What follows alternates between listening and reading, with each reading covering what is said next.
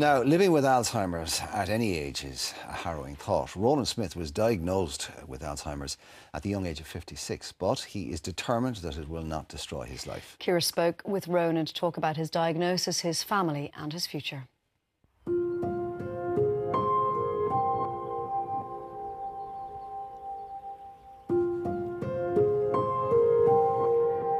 Ronan Smith is no stranger to professional challenges. As an actor and then producer, he played a significant role in the international tour of Riverdance and in mounting productions for the West End and Broadway. All of these he surmounted. It stood him in good stead when in 2015 he faced up to his biggest personal challenge yet, a diagnosis of early onset Alzheimer's at the age of 56. It was one particular event. I was very stressed at the time in a very stressful job, and I found myself having to collate papers for a meeting of about 6 people.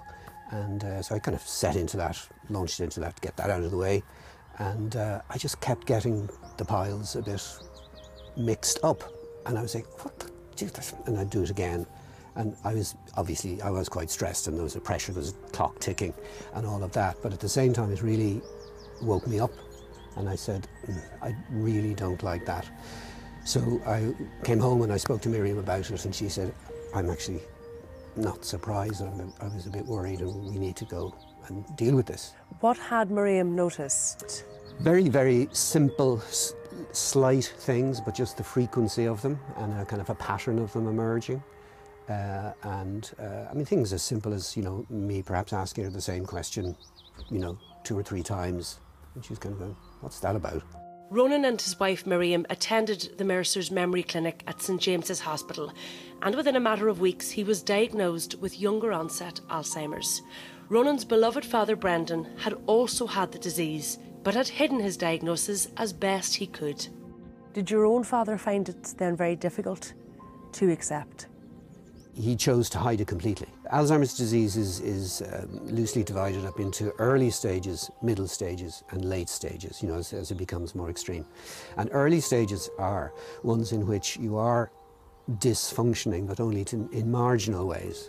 So he was doing that very cleverly for quite a while, but he you know, kept it hidden for so long that by the time we actually fully realised it and had to out it, he was very sick. And unfortunately and tragically, it was very difficult. And I ended up having to commit him. I brought him into the hospital. You know, when I was leaving the hospital, you know, it was very, very upsetting and very difficult. And he was, you know, really angry.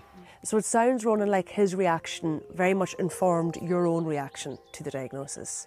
Yes, that was, you know, very much my instinct. You know, when I got that diagnosis, I said, I'm not going to have that journey. So you very quickly developed a plan, you developed a mantra.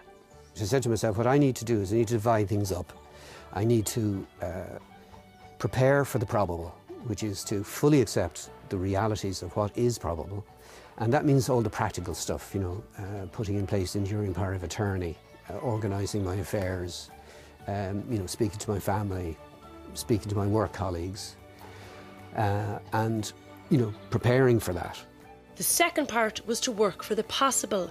18 months on from his diagnosis, and Ronan doesn't notice huge changes in his life just yet, but he's careful to use a diary every day to ensure he doesn't forget things.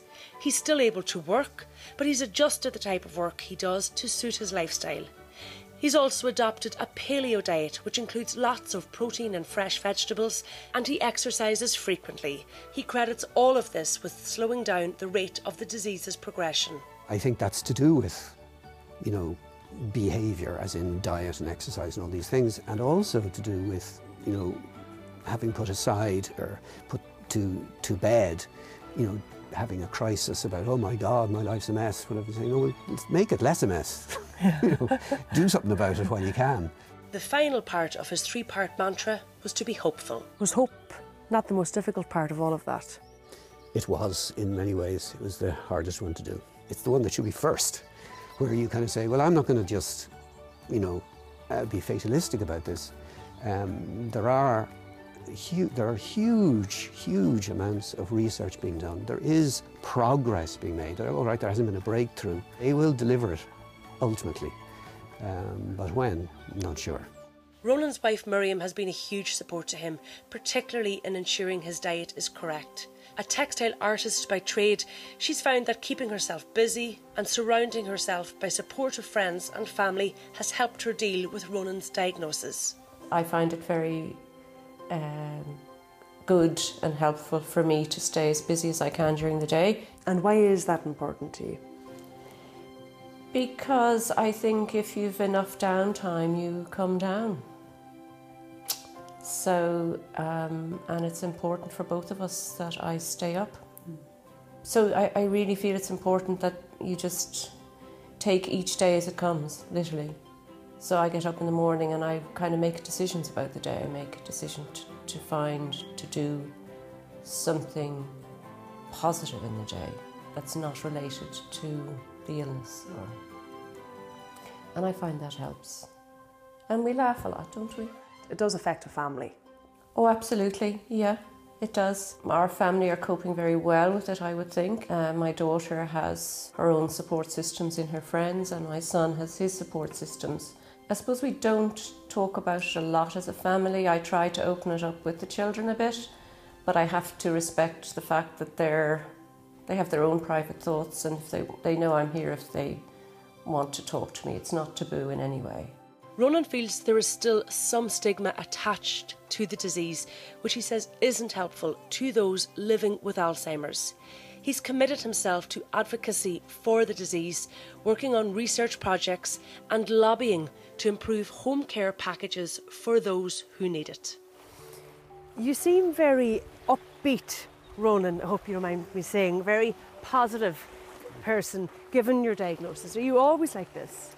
Well, I would be essentially optimistic, and I feel myself to be a lucky person, dementia aside, but I'd have to say that I occasionally do. I mean, it is a probable prospect that isn't very inviting. Every now and then your attention focuses on that prospect. I suppose this is where I'm certainly very keen to be suggesting to people that it's important to attend to your mental health just like you do to your physical health. So when you have those days, Ronan, when you're facing what you say is the inevitable and it feels perhaps a bit overwhelming, what do you do to pick yourself up and to move on?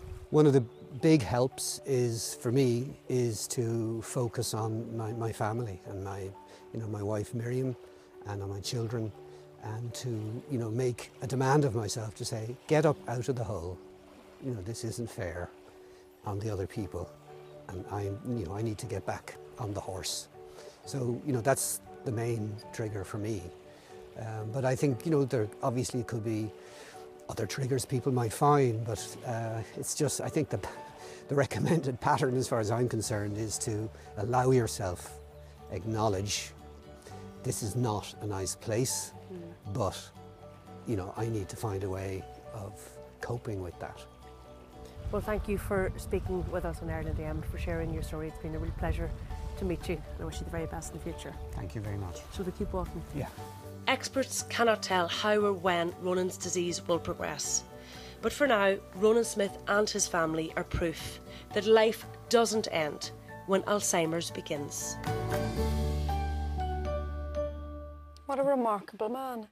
Thoughtful and balanced, and I kind of almost serene. Very serene. That's a good word, actually. Very peaceful. Yeah, I don't know that I'd react like that. I think I'd be raging and howling at the moon and giving out. And you never know. No, you would like to think that you would deal with it like that, but they were lovely together as a couple. They were gorgeous. They were really, really beautiful as a couple. But I had a grandfather who I was very, very close to, and they didn't call it Alzheimer's then because they didn't know it a long time ago. But he had dementia, or senility as it was called at the time, and it was not pleasant to deal with, even though I adored the ground he walked on and loved the bones of him and did anything and everything I possibly could for it. But I do remember thinking, God, I hope that doesn't happen to me. And I don't know how I would deal with it if it did. It would terrify me. Well, I think, as Ronan's wife said there, they just very literally, as we all should, take each day as it comes. She said something very wise. Yeah. If you've got too much downtime, you will Yeah, come down. I would agree with that. That's very profound and very wise. And she needs to stay up for both of them. Yeah. She needs to mind herself as well. Lovely people. Yeah. Now, if you or a member of your family have been affected by this or any of this morning's coverage, you can contact the Alzheimer's Society of Ireland, their free helpline. It's 1-800 341 341. Don't forget, of course, you can also help the Alzheimer's Society of Ireland by logging on to www.tday.ie and bidding on one of the Ireland AM tea cozies. The auction line is open until 10 a.m, so don't hang around. Get bidding. Now, still to come, we will be back down to Alan at the Heskin Court Alzheimer's Day Care Centre in Dublin to celebrate Tea Day. Sorry, excuse me. Catherine will be making chocolate truffles. Oh, yeah, she does truffles for them. What about us? You got rhubarb crumble, you were grand. Yeah, but it's not truffles, though. Gordon Hayden will be giving us his thoughts on the movies out in the cinema this week. That's all coming.